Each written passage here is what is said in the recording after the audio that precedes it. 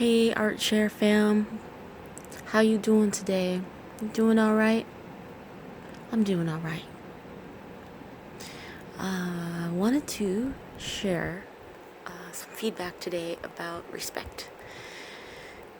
The idea of respect and how it informs your art or stalls your art. This issue comes up in conversations with my clients from time to time, either about self-respect or getting respect from others. And that concept, like many others, is definitely a moving target. And a lot of music that you hear out there, a lot of artists, a lot of songs. It's very big right now to have the diss tracks and the drama on various either social media channels or reality TV. Drama moves a narrative along.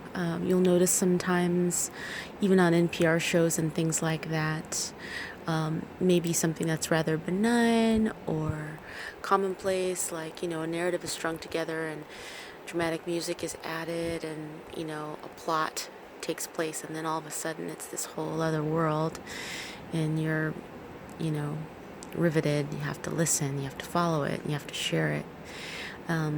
Very traditional, quote unquote, modern day traditional news concept, as if it bleeds, it leads.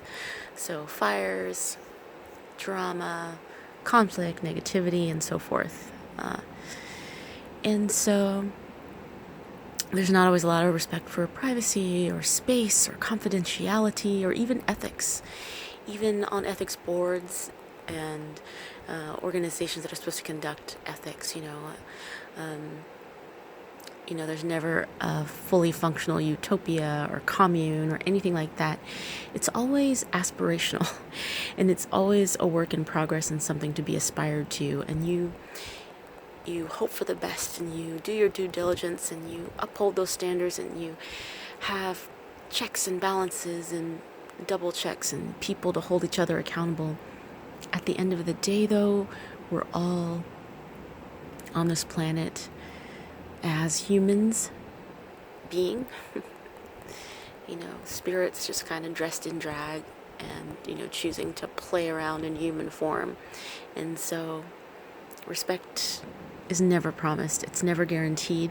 It can be hoped for, but in terms of commanding it or demanding it, you are, once again, you're surrendering your power to another entity or being.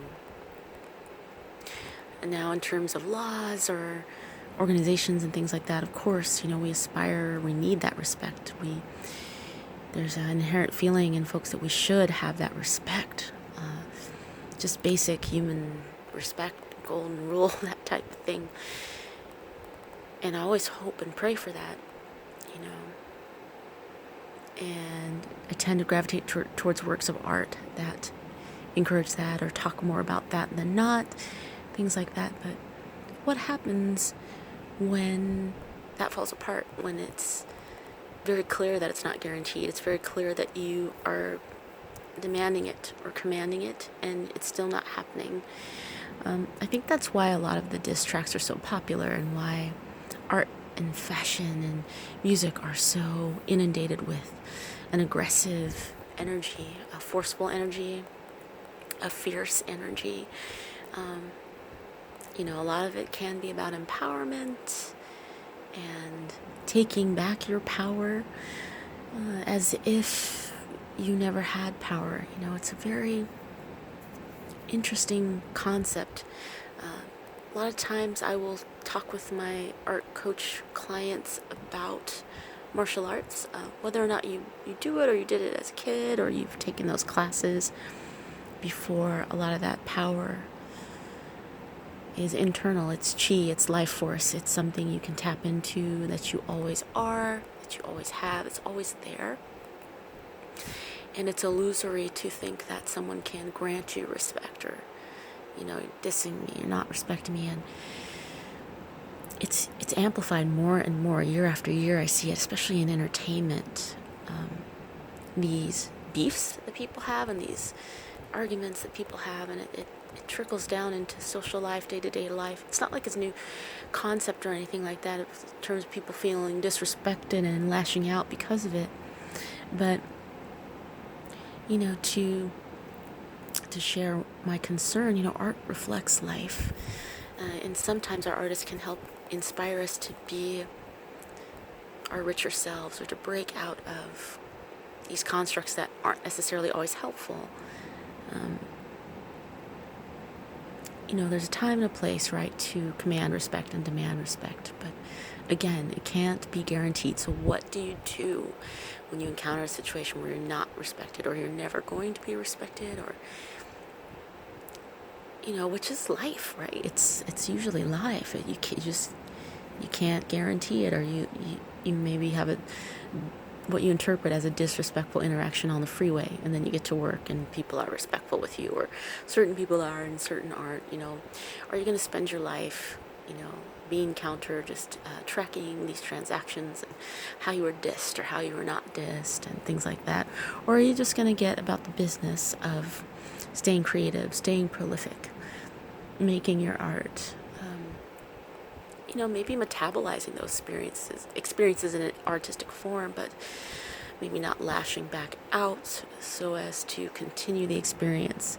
It's just my point of view. The folks I work with tend to get a lot from my point of view. It tends to free them up to create more art and to let some things go in life that might be pushed back, or maybe help them feel less prolific or less desirous to create, or help them transcend any negative feelings and get back to the business of creating their art and the play and the fun of creating their art. So that's really the spirit that I'm sharing these videos in, or writing. Just want to make sure that you're staying about the business of making your art, and all that respect that you desire and want and command and feel is owed to you. You can definitely metabolize that into your art. You can express it in your art. And steel yourself as much as you can. Do martial arts. Make sure you feel strong and powerful, however that manifests for you. Whether it's physical fitness, spiritual strength, any number of combinations of those things. What's less helpful is if you feel disrespect, then returning that with an attack, a sort of violence. In my opinion, it does distract from your work. It sometimes can weaken or cheapen your work, and it passes along a spirit of violence, a spirit of disrespect as you're reliving that. I am of the personal belief that it's good to be careful with what you're creating. I mean, it's wonderful to improvise and create things and express all the colors of your expression. What's concerning sometimes is when you get to the production and distribution point, what choices are you making? And it's cool to have your beats hot and your lyrics hot, but think about what you're sharing with the world, what your sentiments are. There are poems about heated moments. There are poems about anger. There are poems about violence. But when you start to metabolize it and digest it or regurgitate it and become it, relive it, become it, don't pull yourself out of it, it's not the best for your health. It's not, in my opinion, the best for your art. I know that if it bleeds, it does lead. People love that sensationalism. But if it's not you, then it'll be someone else, and someone else. You're going to have to keep making something hotter and hotter instead of something maybe a little warmer, a little cooler, a little soothing. Just my opinion, but the main takeaway here is that respect is something that is internal and that you always carry with you. And if you keep that in tow, it does reflect outward. And I encourage you to test and prove this in your life and in your art. So this is Gianda Monique signing out from ArtShare for now. And I love helping people to become or remain or relearn how to be naturally prolific. So if this inspired you at all, feel free to get in touch with me. You're welcome to instant message me here. I have a Facebook page. My name is pretty unique to find. So if we're supposed to connect and you want to learn about my art coaching work, I encourage you to reach out.